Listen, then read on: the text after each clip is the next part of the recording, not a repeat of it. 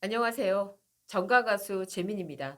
고려 가요의 대강박 해석법, 문숙희 교수의 고려 가요 리듬 해석에 대한 반론. 고려 가요를 처음 복원한 사람은 문숙희 교수입니다. 문 교수는 고학보 연구에 관하여 다수의 논문을 발표하고 시용 향악보 복원 악보집을 2012년 출간하였습니다. 시용 향악보는 세종실록 악보나 세조실록 악보와 함께 조선 전기의 악보집입니다. 여기에 총 26곡의 악보가 수록되어 있는데 이 중 고려 가요가 8곡입니다. 시용 향악보는 양주동이 여요 전주를 1946년 울류 문화사에서 간행할 때까지 발견되지 않았습니다. 이 책은 그 후 발견되어 1954년 연희대학교에서 영인하여 널리 알려지게 되었습니다. 시용 향악보는 악보집입니다. 악보가 있으면 노래를 부를 수 있습니다. 그런데 고려가요는 아직도 학교 음악 시간에 불리지 못하고 가사만 국어 시간에 학습되고 있습니다. 고려가요가 최근까지 오랫동안 복원되지 못한 이유는 리듬을 어떻게 해석해야 할지 몰랐기 때문입니다. 다음 시용 향악보에 실린 청산별곡 악보를 봅시다. 악보는 사행이 하나의 시스템을 이룬 총곡, 즉 모음 악보입니다. 시스템의 가장 오른쪽 행은 선율이고 맨 왼쪽 행은 가사입니다. 나머지 2행은 장구의 타점과 박판의 타점을 표시합니다. 선율은 오음 약보로 표시되어 있습니다. 음가 해석은 아무 문제가 없습니다. 청산별곡은 평조이니 궁은 악에 치이며 하일은 각, 상일은 우, 상이는 궁입니다. 청산별곡 같은 향악의 궁은 악의 궁과 의미가 전혀 다릅니다. 향악의 궁은 악곡의 중간음인데 평조에서는 악의 치, 계면조에서는 악의 우입니다. 악의 궁은 궁, 상, 각, 치, 우, 음계에서 으뜸음을 의미합니다. 악의 궁은 서양음악 계명의 도, 상은 레, 각은 미, 치는 솔, 우는 라입니다. 청산별곡의 첫 행은 하일, 상일, 상일, 상이, 상일, 궁으로 선율이 진행합니다. 이것을 서양 계명으로 옮기면 미, 라, 라, 도, 라, 솔의 선율입니다. 이렇게 시용 향악보의 선율은 쉽게 해석할 수 있습니다. 문제는 리듬입니다. 청산별곡은 악보를 보면 일행이 16정간을 포함하고 있습니다.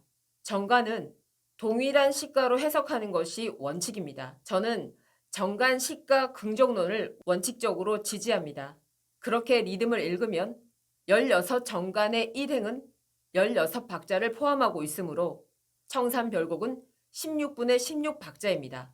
한정간 1박의 원칙으로 청산별곡의 첫 행을 해석하여 봅시다.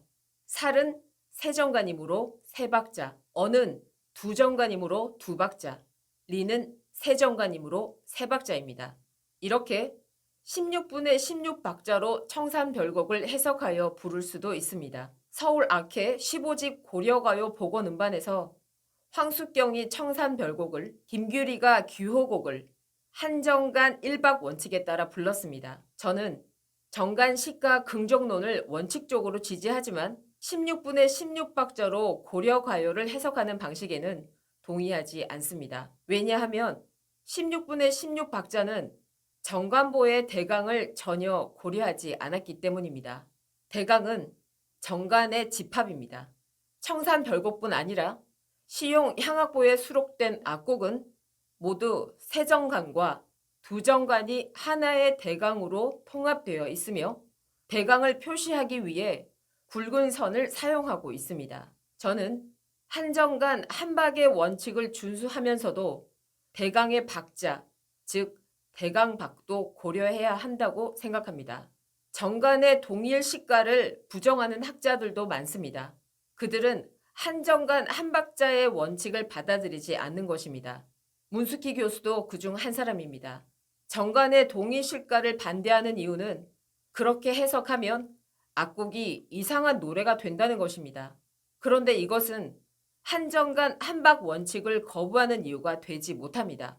이상하다는 것이 누구의 귀에 그렇다는 것입니까? 한정간 한박 원칙에 따라 해석한 청산별곡이 현대인의 귀에 이상하게 들린다고 해서 고려시대 사람들에게 그렇다고 볼 수 없습니다. 현대 음악은 현대 대중의 귀에도 이상하게 들립니다. 한정간 한박 원칙으로 해석한 고려가요가 고려시대 사람들에게 현대 음악처럼 이상하게 들렸을지도 모릅니다. 그러니 누구의 귀에 이상하게 들린다고 해서 한정간 한박 원칙을 부정하면 안 된다는 것입니다. 문숙희 교수는 정간 동일 시가를 부정하는 새로운 이유를 듭니다. 조선의 정간보는 음악의 리듬 구조가 아니라 성리학적 이념을 표현하기 때문에 정간은 동일 시가로 읽을 수 없다는 것입니다. 문 교수는 이런 주장을 뒷받침하기 위해 정화순의 논문을 인용합니다. 청산별곡을 포함하여 시용 향악보에 실린 악곡의 정간은 두 종류의 대강으로 묶여 있습니다. 세정간이 묶인 세정간 대강 더하기 두정간이 묶인 두정간 대강 더하기 세정간이 묶인 세정간 대강이 하나의 단위가 되어 이것이 계속 반복합니다. 정화수는 처음에 세정간 대강이 천, 두 번째 두정간 대강이 인, 세 번째 세정간 대강이 지를 상징한다고 합니다. 그러나 이런 해석은 아무 근거가 없습니다. 정간보는 정간의 개수를 통하여 음의 길이를 표현하는 유량 악보입니다. 여기에 왜 천지인의 개념이 개입되는 것입니까? 그런 황당한 주장을 악보 해석에 받아들여서는 안 됩니다. 문숙희 교수는 전간보의 구조가 음악의 리듬 구조를 나타내고 있지 않다고 봅니다. 저는 이 주장은 전혀 받아들일 수가 없습니다. 음악의 리듬 구조를 나타내기 위해 세종대왕은 정간보를 창안한 것입니다. 문 교수는 전간보의 리듬을 정간의 개수가 아니라 장고의 타점에 의지하여 장단을 해석합니다. 대개 장고는 장단의 첫 박에 친다는 점을 문 교수는 언급합니다. 시용 향악보에 표시된 장고의 타법은 4가지입니다. 고, 요, 편, 쌍. 장고 타점을 기준으로 문 교수는 시용 향악보의 기본 패턴을 2가지로 나눕니다. 기본 패턴 1은 8정간마다 장고 타점이 나오는 악곡입니다. 기본 패턴 1의 사례는 상저가입니다. 기본 패턴 2는 5정간과 3정간 단위로 장고의 타점이 나오는 악곡입니다. 기본 패턴 2의 사례는 청산별곡입니다. 상저가의 정간보 악보를 봅시다. 8정간마다 장고의 타점이 나옵니다. 저는 문 교수가 장고 타점에 의지하여 장단을 해석하기 때문에 8정간을 한 장단, 즉 한 소절로 해석하는 줄 예상했습니다. 그런데 문 교수는 8정간이 아니라 16정간을 한 장단으로 해석합니다. 그러면 장고 타점은 장단의 첫박에만 나오는 것이 아니라 중간에도 나옵니다. 16정간의 한 장단은 8정간 더하기 8정간으로 구성되어 있습니다. 8정간은 3정간 더하기 2정간 더하기 3정간의 3대강으로 구성되어 있습니다. 문 교수는 처음에 5정간과 뒤에 3정간을 동일한 시가로 해석합니다. 왜 그렇게 해석해야 할까요? 문 교수는 가사 붙임을 근거로 둡니다. 가사는 8정간마다, 5정간마다, 3정간마다 나오기 때문이라는 것입니다. 이런 방식에 따라 상저가를 해석하여 문 교수는 5선보로 옮겼습니다. 박자는 4분의 4박자입니다. 저는 문 교수의 상저가 리듬 해석에 동의하지 않습니다. 문 교수는 상저가 해석에서 5정간과 3정간의 시가를 동일하게 보았습니다. 5정간은 3정간 대강 더하기 2정간 대강으로 구성되어 있습니다. 문 교수는 처음 5정간과 뒤에 3정간을 동일하게 봄으로써 처음 2대강과 뒤에 1대강을 동일한 길이로 해석하는 것입니다. 이것은 틀린 해석이라고 저는 봅니다. 그렇게 앞에 2개의 대강과 뒤에 1개의 대강이 길이가 같다면 대강을 5정간과 3정간마다 표시하지 3정간, 2정간, 3정간마다 표시하지 않았을 것입니다. 전인평은 문숙희의 리듬 해석에 반대하며 이렇게 말합니다. 문숙희는 다섯 정관과 세 정관이 같은 길이라는 것이고 5, 3, 5, 3 정관의 해석을 3, 3, 3, 3의 등식가라고 해석하였다.